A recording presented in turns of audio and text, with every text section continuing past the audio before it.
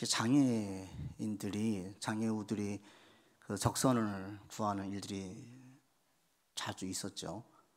뭐 지하철도 그렇고 육교 그 통로도 그렇고, 저도 기억나는 게 시장 통해서 검은 타이어로 다리를 감고 기어다니면서 음악 틀어놓고 물건을 파는 분도 기억이 나고, 또 어릴 적 살았던 그 동네에 육교가 하나 있었는데 꼭 그 육교에 그 위에 올라가 보면 거기에 꼭 그렇게 한 분이 계셨어요. 그래서 불편한 다리를 가지고 거기에 계셔가지고 바구니 소쿠리 조그만 거 놓고 적선을 구하는, 거기에 동전이 좀 놓여져 있고 어떨 땐 1,000원짜리도 하나씩 있고. 이 설교 준비하다 생각이 들었던 게, 그런데 그분이 어떻게 육교에 올라갔지? 이 생각이 들었어요. 가만 생각해 보니까 아무 생각 없이 했었는데 다리가 장애가 있어서 이렇게 검은색 타이어 같은 걸로 가죽으로 감았는데 누가 이제 올려놨겠죠. 근데 오늘 본문에 보면 그와 유사한 사람이 등장하거든요. 나면서 안진뱅이 됐어요. 이 사람이 예루살렘 성전 미문에 있습니다. 이 미문이라는 것은 이방인의 뜰과 유대인의 뜰을 구분짓는 문인데, 미자가 아름다운 미자인데 아주 아름다운 문이에요. 예루살렘으로 통하는 그 문들이 여러 가지 문들이 있었는데 그 중에서 누가 봐도 참 예쁜 문, 화려하고 좋은 문이 미문이고, 그리고 이 본문에 보면 제9시 기도 시간이라고 했는데 우리로 말하면 오후 3시라고 그랬죠. 사람들이 가장 많이 왕래하는 기도 시간, 하루에 3번씩 기도 시간이 있는데 그 중에서 오후 3시가 사람들이 기도하러 제일 많이 올 때인데, 이때에 이 사람이 적선을 구하고 있는 거죠. 그리고 혼자 할 수가 없으니까, 올라갈 수가 없으니까 예루살렘 성전 자체가 조금 고지대에 있고, 그리고 이 미문 자체가 계단을 더 올라가야 돼요. 혼자 올라갈 수가 없죠. 그러니까 이 2절에 보면 같이 2절 읽어보죠. 3장 2절입니다. 나면서 못 걷게 된 이를 사람들이 메고 오니 이는 성전에 들어가는 사람들에게 구걸하기 위하여 날마다 민문이라는 성전문에 두었어요. 이 사람이 매일같이 오후 3시가 되면 성전 미문에 올라가서 사람들에게 구걸을 한 거예요. 왜? 가장 사람들의 마음이 적선하게 좋은 마음의 상태, 하나님께 기도하러 오잖아요. 구제라는 것이 이스라엘 사람들, 유대인들에게는 아주 큰 가치가 있는 것이었기 때문에 그냥 쉽게 외면할 수가 없는 거예요. 가장 많이 왕래하는 시간. 그래서 거기에 앉아서 이 사람이, 이게 자기 직업이죠. 돈벌이 수단인 거예요. 근데 이 사람이 다리에 장애를 가진 것 빼고는 매우 정상적인 사고와 정상인과 똑같은 거예요. 근데 이 사람이 먹고 살아야 되겠으니까 이 사람이 한 일이 뭐냐? 사람의 도움을 받아가지고 적선을 구하는 거예요. 그러니까 늘 만나면 사람들을 볼 때마다 어떤 마음이겠어요? 얼마를 더 내게 돈을 할까? 이런 마음이지 않겠어요? 근데 그런 가운데에 베드로와 요한이 4절 보시면 같이 읽겠습니다. 베드로가 요한과 더불어 주목하여 이르되 우리를 보라, 이렇게 얘기해요. 자, 우리 좀 봐봐. 우리를 보라고 이야기할 때 안진뱅이인 이 사람이 어떤 마음이 들겠어요? 얼마를 주려고? 이 생각이지 않겠어요? 자, 나 좀 봐봐라 이러면 뭐 어떤 마음이 들겠어요? 그래, 얼마를 주려고 지금 나를 보라고 하느냐? 이런 마음이겠죠. 그런데 대뜸 베드로가 하는 말이 뭐라고 얘기하냐? 5절 보시면 무엇을 얻을까 바라보잖아요. 그러니까 베드로가 뭐라고 얘기합니까? 은과 금은 내게 없다. 우리말로 하면 뭐예요? 줄 돈은 없어. 돈은 안 줄 건데, 이렇게 얘기하는 거예요. 얼마나 황당해요. 근데 그 다음이 이어지는 거죠. 6절 같이 읽겠습니다. 베드로가 이르되 은과 금은 내게 없거니와 내게 있는 이것을 내게 주노니 나사렛 예수 그리스도의 이름으로 일어나 걸으라 하고 이렇게 얘기를 했어요. 은과 금, 돈은 내가 없는데 네게 줄 게 있다. 뭐라고 해요? 일어나 걷게 해주겠다고 얘기해요. 이것은 이 사람이 상상도 물론 했을 수도 있겠죠. 살아오면서 나도 좀 걷고 싶다라는 마음이 들었겠지요. 그러나 지금 이 사람의 나이가 몇 살이냐? 40세쯤 됐다 그랬어요. 사장에 가면 나오는데 한 40세, 40년 동안 한 번도 걸어본 적이 없어요. 40년의 경험에 쌓였으면 여전히 기대를 하겠습니까? 포기하겠습니까? 당연히 나는 평생 걸을 수 없는 사람이야. 지금까지의 경험과 상식과 이성과 이해를 통해 볼 때에 나는 걸을 수가 없어. 그러니까 사람들을 볼 때에 이 사람은 걷는 거에 대한 기대는 한 번도 한 적이 없죠. 다만 얼마 좀 줬으면 좋겠고, 이왕이면 많이 줘서 생활할 수 있게 해줬으면 좋겠고, 이 마음만 있는 사람이에요. 근데 이 사람에게 베드로가 하는 게 뭐예요? 걷게 해주겠다는 거예요. 당연히 예수 이름으로 걷게 해주겠다라고 얘기하는 거죠. 매우 충격적인 얘기죠. 그리고 이 베드로가 이 사람 손을 잡고 일으키는 거예요. 본문에 보시면 7절 오른손을 잡아서 일으키는 거죠. 이 사람의 신체를 한번 생각을 해보십시오. 40년간 다리 근육을 한 번도 쓴 적이 없어요. 그러니까 상체에 비해서 하체가 어떻겠습니까? 매우 왜소해 보이겠죠. 비정상적이겠죠. 삐쩍 말라가지고 기형적으로 보일 수도 있어요. 근육이 한 개도 없어요. 그리고 신경도 통하지 않았기 때문에 신체가 성장하면서 하체는 신체의 상체만큼 성장하지 못했을 것입니다. 그런데 갑자기 예수의 이름으로 이를 일으키니까 신경이 회복되어지고 다리에 힘이 생기면서 일어나게 되는 거예요. 마치 어린아이들이 걸음마 배우듯이 손을 잡고 일으키니까 일어나져요. 처음엔 어정쩡하게 걸었겠지요. 그런데 점점 걸음이 완전해지고 심지어는 어떻게 얘기하냐, 8절 보시면 어떻게 해야 합니까? 걸을 정도가 아니라 뛰는 수 있을 정도까지 힘이 생긴 거예요. 뛰게 된 거예요. 그래서 이제 여기에서 또 한 번 예수의 이름이 얼마나 놀라운지를 보게 됩니다.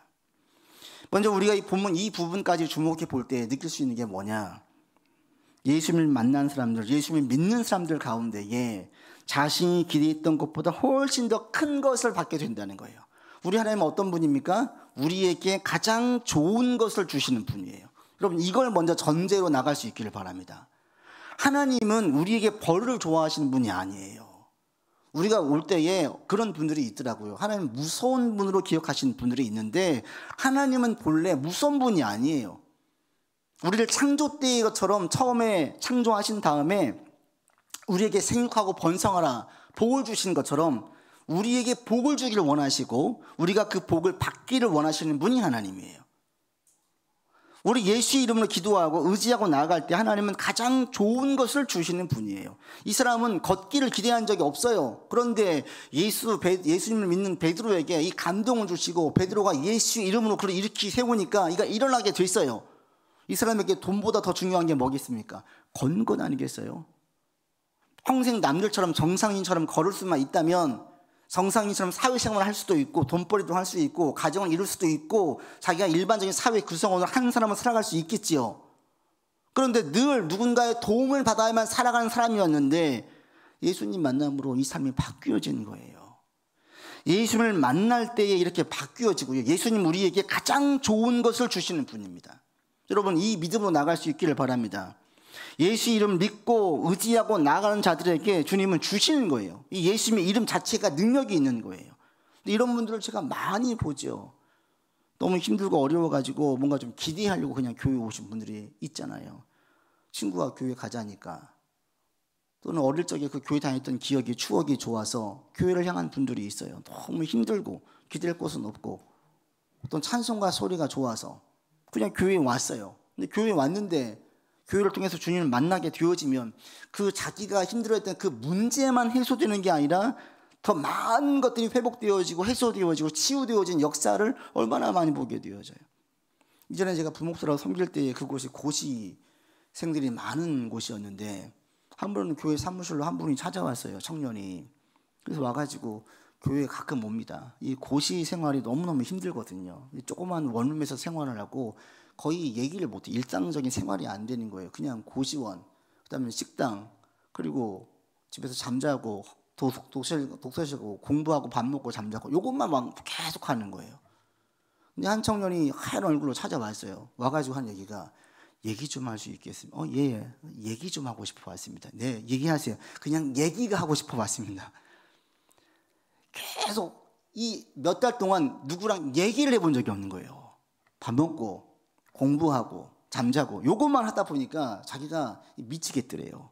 얘기를 하고 싶은데 누군가를 찾아가서 마냥 얘기할 수는 없고 교회를 다녔던 경험이 있으니까 교회에 와가지고 목사님 저랑 얘기 좀 해주세요. 그냥 얘기 좀 해달라고 찾아온 거예요. 근데 그때부터 신앙생활을 하게 됐어요. 그냥 자기의 고통을 해소하려고 왔는데 믿는 사람들 통해서 예수님을 만나게 되어지면서 그냥 이 외로움 이 정도가 해소되는 게 아니라 삶의 자체가 많은 부분이 바뀌는 거예요.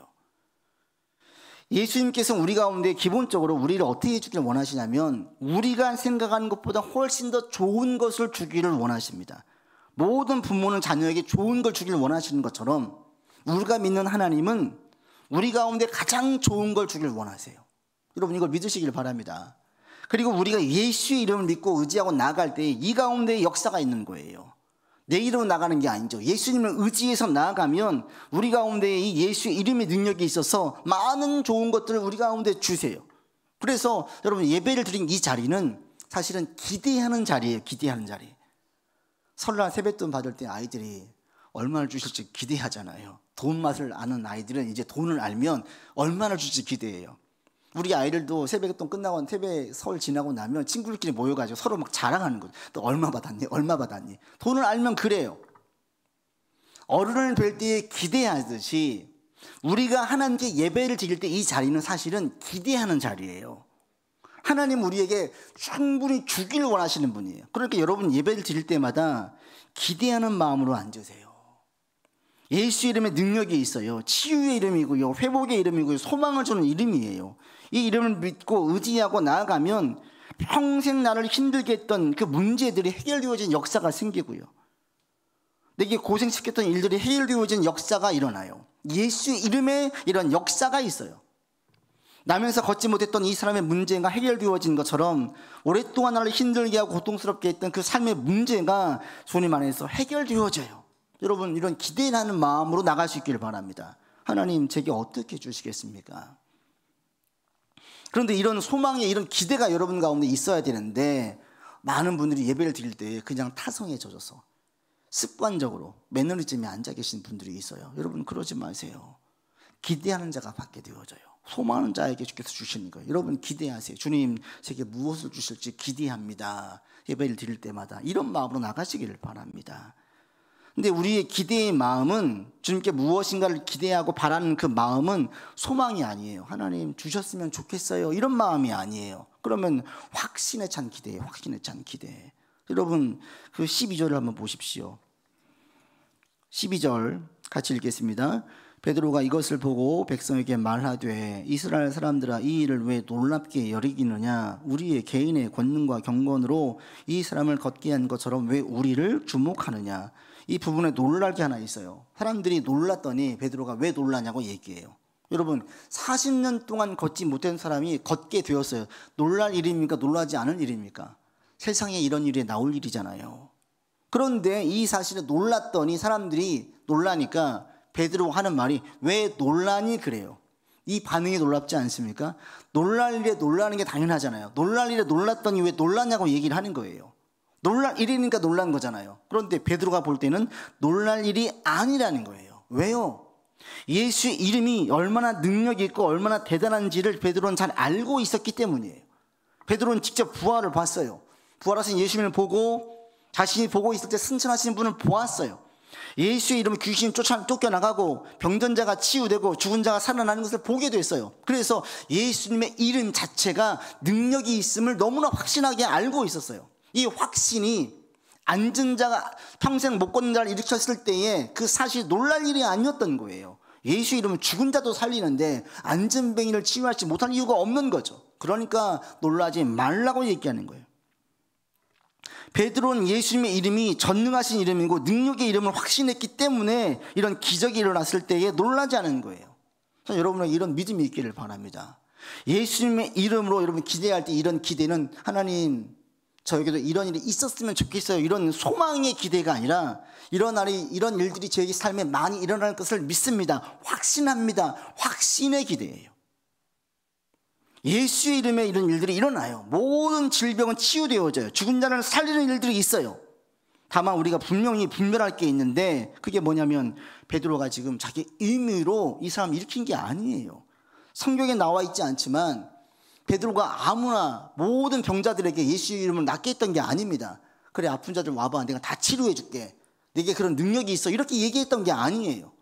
오늘 본문에 나와 있지 않지만 분명히 하나님께서 베드로에게 그런 감동을 주셨을 것입니다. 성령께서 분명히 말씀해 주셨을 거예요. 그래서 베드로가 그 사람을 보고 주목했던 거죠. 그리고 이 사람을 보게 되어지면 치유된 다음에 돌아가지 않아요. 40년 동안 못 걸었어요. 드디어 걷게 됐어요. 얼마나 좋아요. 어떻게 하고 싶어요? 빨리 가서 자기 친구들에게, 주변 사람들에게 알리고 싶지 않겠습니까? 야, 나를 봐라, 내가 드디어 걷게 되었다, 나도 이 정상적인 생활을 할 수 있게 되어서 막 자랑하고 싶지 않겠어요? 그런데 이 사람이 안 떠나가요. 베드로가 설교할 때 그 자리에 있고요, 사장에 가면 공회, 즉 유대인의 법정 앞에 베드로와 요한의 옆에 서가지고 자기가 증인 노릇을 해요. 안 떠나가고 계속 그 진리의 말씀을 듣고 싶어하고 예수님이 누구신지를 알고 싶어하고 복음을 증거한 사도들 옆에서 함께 서 있는 것을 보게 되어져요. 그러니까 이가 어떤 자냐면 영적으로 갈급함이 있는 자예요. 마치 선한 그 우물가에 있는 여인, 남편 다섯을 둔 여인이 사람들 피해가지고 물길로 왔을 때 주께서 거기에서 미리 기다리고 계셨지요. 이 여인이 남들 볼 때에는 윤리적으로 물란한 여성이라고 다 정죄해 있었는데 이 여인 가운데 영적인 공허함과 갈급함이 있었어요. 주님께서 그것을 아시고 그 자리에서 여인을 기다리셨다가 여인에게 예배에 대해서 진리를 선포하시지요. 그런 것처럼 나면서 안진뱅이 된 이 사람은 영적인 공허함이 있는 거예요. 다리는 장애가 있고 남들의 도움을 받아서 구걸해야 되는 입장에 있었지만 영적으로는 공허함이 있기 때문에 육신이 치유되어진 다음에 이걸로 만족하는 것이 아니라 진리를 알고 싶은 거예요. 예수가 누구인지. 그러니까 옆에 지켜가지고 심지어는 공유회에서 잘못되면 이 사람 출교당할 수가 있는데 그걸 마다하지 않아요. 지키고 있어요. 이런 자에게 베드로를 통해서 능력이 나타나는 거예요. 그리고 이 당시에는 예수님의 이름이 막 높여질 때고 알려질 때이기 때문에 주님께서 나면서 앉은 자 된 이 사람을 쓰셔서 하나님의 역사의 일부로 사용하시는 거예요.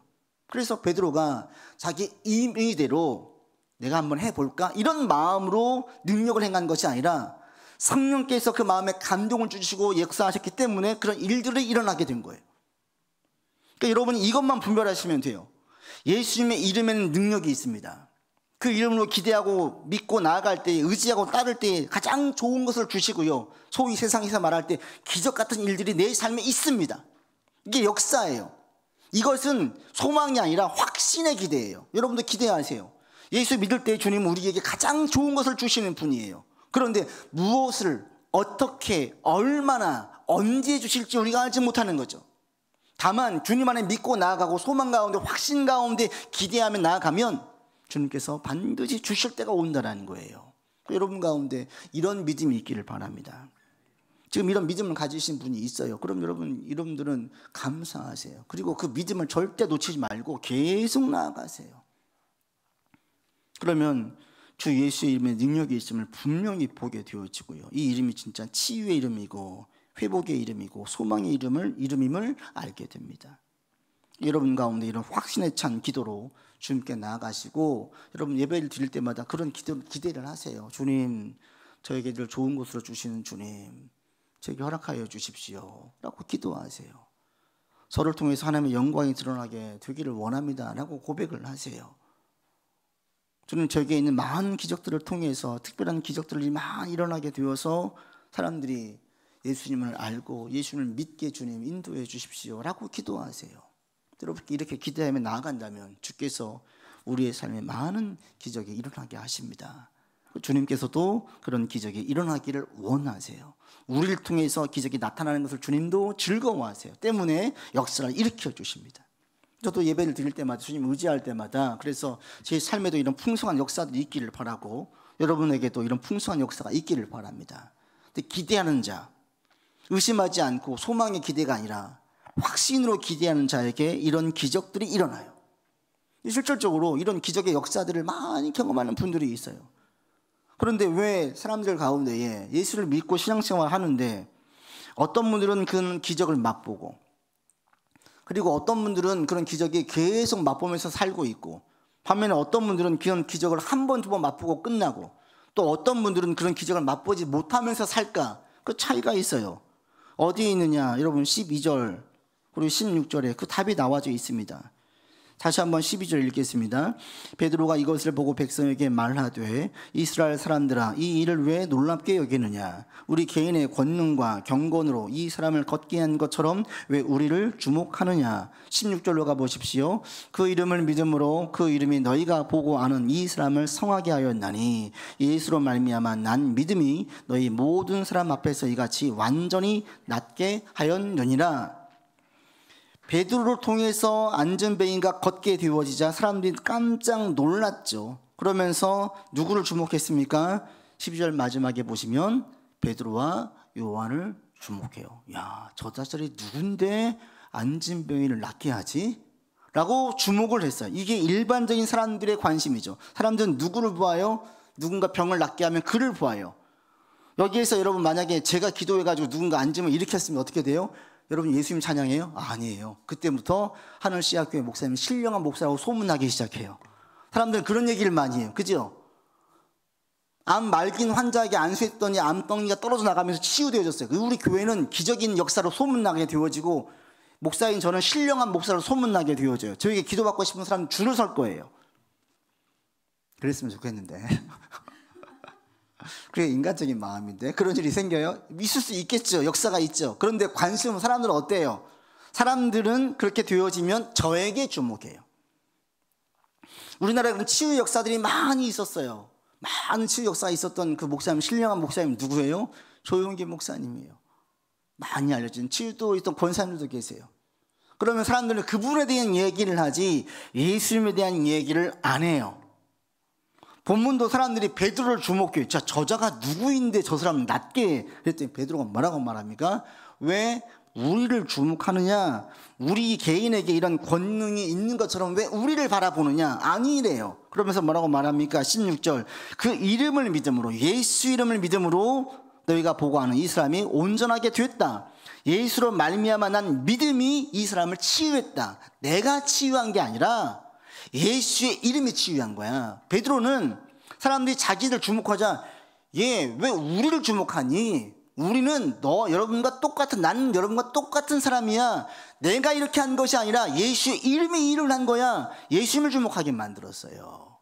사람들은 누굴 주목해요? 그 목사를 주목하고 은사를 가진 사람을 주목해요. 근데 그때 그 목사나 은사 가진 사람이 뭐라고 얘기해야 돼요? 야 아니야 나를 주목하지 마 라고 얘기해야 되는 거예요.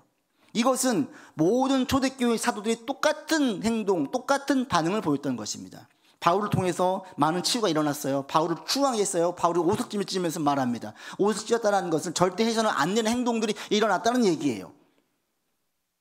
왜 우리를 추앙하느냐? 나는 여러분과 똑같은 성장을 가진 사람, 여러분과 똑같은 사람입니다. 내가 일을 한 것이 아니라 예수님의 이름이 일을 한 것입니다.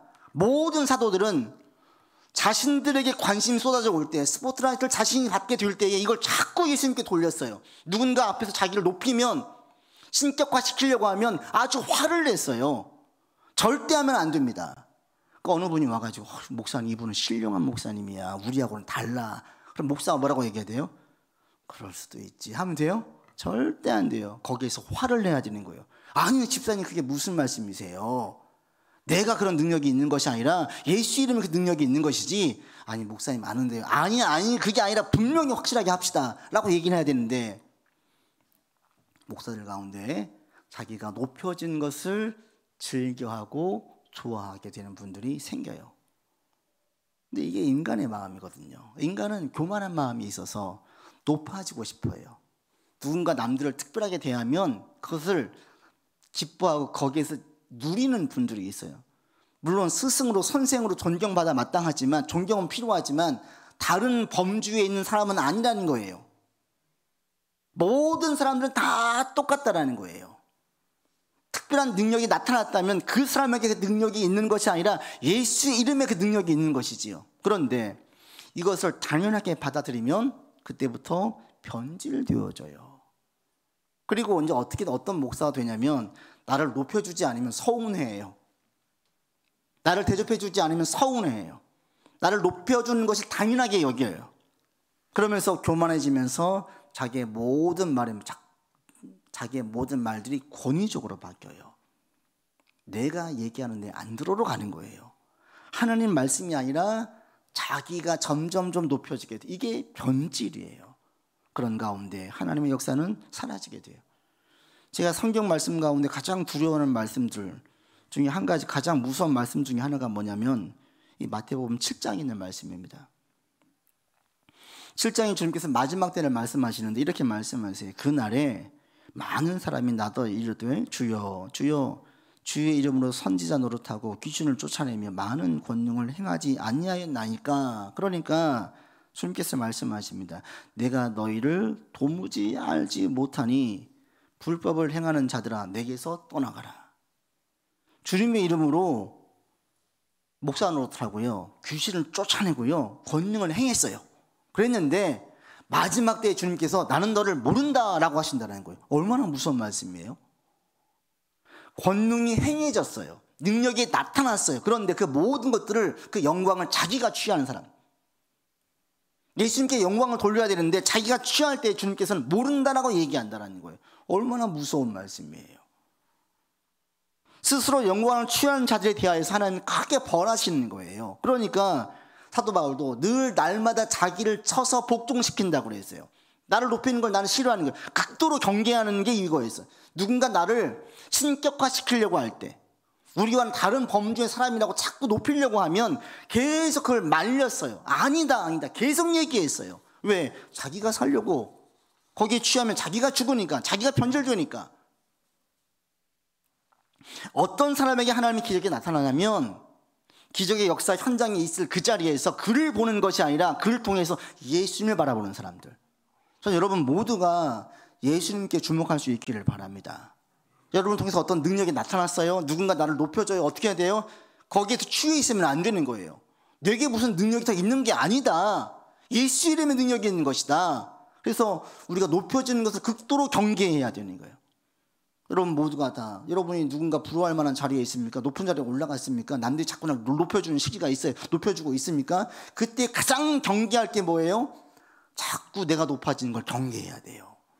내가 아니라 예수님을 주목하게 해야 되는 거예요. 하나님의 능력이 나타나는 사람들 보잖아요. 그리고 그 능력이 더 풍성해지는 사람들 보게 되어지면 이들은 모두가 다 예수님을 주목했던 사람들이에요.